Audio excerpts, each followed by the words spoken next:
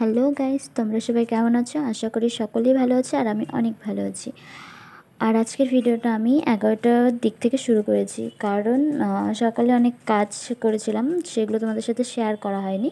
তাই ভাবলাম তোমাদের সাথে আমি 11টার পর থেকে আমি কী কী কাজ করছি সেগুলো আমি শেয়ার করি। আর আজকের ভিডিও তাদের জন্য যারা বলে আমার নাকি খেতে কাজ নেই, আমি শুধু ভিডিও করি, এটা করি ওটা করি। যাই হোক, একটা সংসারে থাকতে গেলে না অনেক কাজই করতে হয়।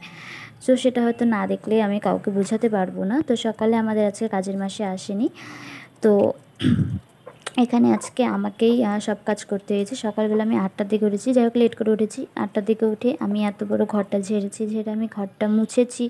তারপর আমি ঠাকুর পুজো দিয়েছি, ঠাকুর পুজো দিয়ে তারপর আমি কিছু খেয়ে বলতে সকালে রুটি হয় আমাদের, সেটা আজকে করা হয়নি কারণ বলেছি মাসি আসেনি। তো সকালে নাস্তাটা আমি চা আর পাউরুটি খেয়েছিলাম। তো সকলে এটাই খেয়েছিল, আমার বর, আমার শাশুড়ি, আমার জা আর দাও যেহেতু এই মুহূর্তে নেই, ওরা একটু বাইরে গেছে, চলে আসবে 2-3 দিনের জন্য গেছে। তো ওরা প্রায় দিনই, ওরা বেশিরভাগ সময় থাকে না, অ্যাকচুয়ালি আমাকেই থাকতে হয়। ওরা 4 মাস আমার সাথেই থাকে, আর পুরো মাসটা ওরা বাইরেই কাজ করে। আমার বরের, আমার দেওরের কাজটাই হলো মানে বাইরে ইভেন্টের কাজ করে। যাই হোক ইভেন্টের কাজ মানে বিষয়টা তোমাদের আমি খুলে বলছি। যাই হোক, ওখানে হলো বিজনেস চালায়। তো ওখানে মানে অনেক আর্টিস্ট আছে, আর্টিস্টটাই আমার ভাইয়ের ওখানে কাজ করে। তো তোমরা দেখিয়েছো আমাদের বাড়িতে একটা আমার বোন থাকে, তো ওই বোনটাও আমার ভাইয়ের ওখানেই কাজ করে। বোনটাই শুধু আমাদের বাড়িতে থাকে। তো নিজের বোন না হলেও বোনের মতোই। যাই হোক, অনেকে কমেন্ট করো কে হয় কে হয়, তাই আমি এই বিষয়টাও তোমাদের পরিষ্কার করে বলে দিলাম। তো যাই হোক, আমি যেটা বলছিলাম যে অনেকেই বলে কাজ নেই, কর্ম নেই, সারাক্ষণ ভিডিও করে, এই করে ওই করে, তোমাদের বললামই। তো কি বলো তো, ওই যেটা বললাম, একটা সংসারে না থাকলে আমি বোঝাতে পারবো না। আর বেশিরভাগ ছেলেরা কমেন্ট করে এসব, কি ছেলেরাই বেশিরভাগ কমেন্ট করে, মেয়েরা একটু খুব কম করে। আর যারা বোঝে না তারা এরকম কমেন্ট একটু খুব কমই করে। কারণ দেখো, আমার যত বড় বাড়িতেই বিয়ে হোক না কেন, আর আমি যতই কোন বাড়ির মেয়ে হই না কেন, তবুও মানে কি বলতো, একটা সংসারে থাকতে গেলে তো আমি বসে বসে আর খাবো না।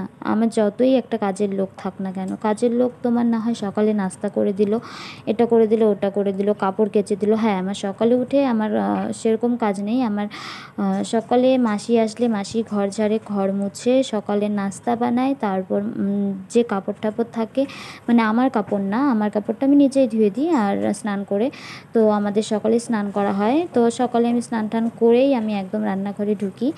তো আমার ড্রেস যেটা বের হয় সেটা আমি নিজেই ধুয়ে দিই। যেরকম আমার বরের ড্রেস বেরোলো, আমার শাশুড়ি এখন বয়স হয়েছে, সেরকম বয়স না, তোমরা হয়তো দেখেছো, তবুও আমার শাশুড়ির ড্রেসগুলো, আমার দেওরের ড্রেস, তো আর যেগুলো বের হয় আর কি, যেরকম বেডশিট আরও যাবতীয় জিনিস, সেগুলো ধোয়াধুয়ি করে। ধোয়াধুয়ি করার পরেও না একটা সংসারে অনেক কাজ থাকে। যেরকম আমাদের যে মানে কি বলবো, লাঞ্চটা যেটা দুপুরের খাবার, সেটা নিশ্চয়ই আমার কাজের মাসির হাতে না সবাই পছন্দ করে না। যেরকম আমিই তো পছন্দ করি না, ইচ্ছে করে তো একটু ভালো ঠালো খেটে, সবাই পছন্দ করে। তো সেরকম আমরাও, তো এই কাজগুলো না নিজেকেই করতে হয়। তো আমাদের বাড়িতে এরকম না যে একটা ডাল আর আলু ভাজা করলাম সেটা দিয়ে খাওয়া হয়ে গেলো, আমাদের বাড়িতে 3-4 রকমের রান্না হবেই হবে। ওই যে আমি বললাম, না দেখলে আমি কাউকে বোঝাতে পারবো না। হয়তো আমার মুখের কথায় মনে হচ্ছে যে আমি বড় বড় কথা বলছি, কিন্তু এটা বড় বড় কথা না। আর আমার করতে করতে না অভ্যাস হয়ে গেছে। আমিও কিন্তু কিছুই পারতাম না, আমিও কিন্তু একটু মধ্যবিত্ত ফ্যামিলিরই একটা মেয়ে, আমি কিন্তু একটু বড়লোক বাড়ির মেয়ে নই। যাই হোক, তবুও বলছি, আমিও কিন্তু বিয়ের আগে এসব করিনি। যে আমি খাবার খেতাম না, খাবার খেয়ে নিজের থালাটা পর্যন্ত রেখে দিতাম যে মা ধুয়ে দেবে। তারপর একটা জল খেয়ে জলের গ্লাসটা পর্যন্ত ওখানে রাখতাম না। নিজের কাপড় তো ধুতামই না, মানে বাড়ির একটা যে বেডশিট বলে সেটা পর্যন্ত আমি ধুতাম না। যাই হোক, এখনও ধুই না, এই বাড়িতেও ধুই না, এটা শুধু নিজেরটুকুই আমি ধুই। তবু যাই হোক, একটা সংসারে অনেক কাজই থাকে। তো কী বলো তো, কাউকে কিছু খারাপ কমেন্ট করার আগে না একটু ভেবেচিন্তেই বলা উচিত, তাই না? কারো ভালো লাগে, কারো খারাপ লাগে। যাই হোক, আমার খারাপ লাগেনি, অনেক হয়তো দেখেনি তাই বিষয়টা বুঝতে পারছে না, তাই আমাকে কমেন্ট করেছে, সেটা কোনো বড় ফ্যাক্টর না। যাই হোক, বলেছো। যাই হোক, যারা ভিডিওটা দেখবে তারা নিশ্চয়ই মনে মনে বলবে, হ্যাঁ আমি হয়তো বলেছিলাম, যার জন্য আমাকেই শোনাচ্ছে। তোমাকে শোনাচ্ছি না, এটা বাস্তব, এটা অনেকেই বলে। হয়তো তুমি বলেছো তোমার গায়ে লেগেছে, কিন্তু এটা অনেকেই বলে। তো যারা যারা বলো না তাদেরকে আমি বলে রাখছি, একটা সংসারে অনেক কাজই থাকে। তো আমার কাজটা আমি যেটা বললাম, আমি যেটা করি মাসি থাকা শর্তে, আজকে তো মাসি নেই তো আমার এত কাজ করতে হলো।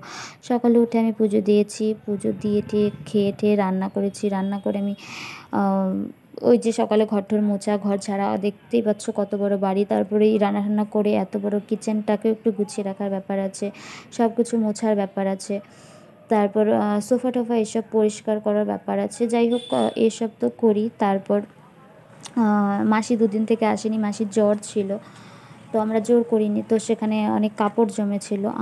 আমার কাপড় তো আমি ধুয়ে দিই, তো বরের কাপড়গুলো জমেছিল, তারপর আমার শাশুড়ির কাপড়গুলো জমেছিল, সেগুলো আমি ধুয়ে দিয়েছিলাম। ধুয়ে দেওয়ার পর আমি এগুলো ছাদেও মেলে দিয়েছিলাম।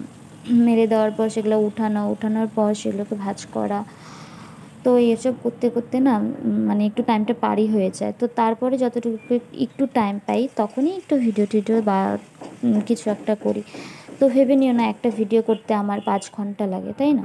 নিশ্চয়ই 5 ঘন্টা লাগে না। তো এখানে আমি কি কি করলাম সকাল থেকে আমি সেটাই বলি। যাই হোক অনেক কথা বলে ফেললাম তোমাদের। ওদিকে রান্না ঠান্না সব কমপ্লিট। তো এখানে আমি সকালবেলা উঠেছিলাম, উঠে আমি সকালে ঘরটর মুছে যাই হোক ঘর ঝেড়েছিলাম, ঘর মুছেছিলাম, তারপর পুজো দিয়েছিলাম, তারপর নিজে নাস্তা করেছিলাম। নাস্তা টাস্তা করার পরে তারপরে সব সবজি টবজি রেডি করে তারপরে রান্না করেছিলাম। রান্না কমপ্লিট হয়ে গেছিলো। তারপর রান্না কমপ্লিট হয়ে যাওয়ার পর ভাবলাম কি চুলটা আমার ভেজা ছিল, দেখতেই পাচ্ছ, শ্যাম্পু করে নিয়েছিলাম। শ্যাম্পু করার পরে তারপর ওইভাবেই কাজ করেছিলাম। পরে কি করলাম যে কন্ডিশনার ছিল না বাড়িতে, তো ভাবলাম অনেকদিন থেকে স্পা করা হয় না, তো একটু স্পা করে নিই। তো স্পা লাগিয়ে নিয়ে আমি এখানে কাপড়গুলো ভিজিয়ে নিয়ে আমি কাপড়গুলো ধুয়ে দিচ্ছিলাম। তো এখানে ধুয়ে দেওয়ার পর তারপর কাপড়গুলো আমি ছাদে মেলে দিয়েছিলাম। হালকা হালকা রোদ ছিল, ওয়েদারও অতটাও ভালো ছিল না, তবুও ভাবলাম থাক দুদিন থেকে পরে আছে আমি ধুয়ে দিই। আর মার ড্রেস আমি এমনিতেও ধুয়ে দিতাম, তো ভাবলাম কি মাসি চলে আসবে, থাক মাসি দিবে। পরে আমি মাসির ছেলে যাচ্ছিলো, আমি ডেকে বললাম যে মাসির শরীর ভালো হয়নি, বললো না, তো তাই ভাবলাম যে আমিই ধুয়ে দিই। তারপরে এখানে দেখো ওয়েদারও সেরকম ভালো ছিল না, তবুও ড্রেসগুলো ধুয়ে দিচ্ছিলাম, যতটুকু শুকোবে অতটুকুই ভালো, তারপর না হয় উঠিয়ে রাখবো।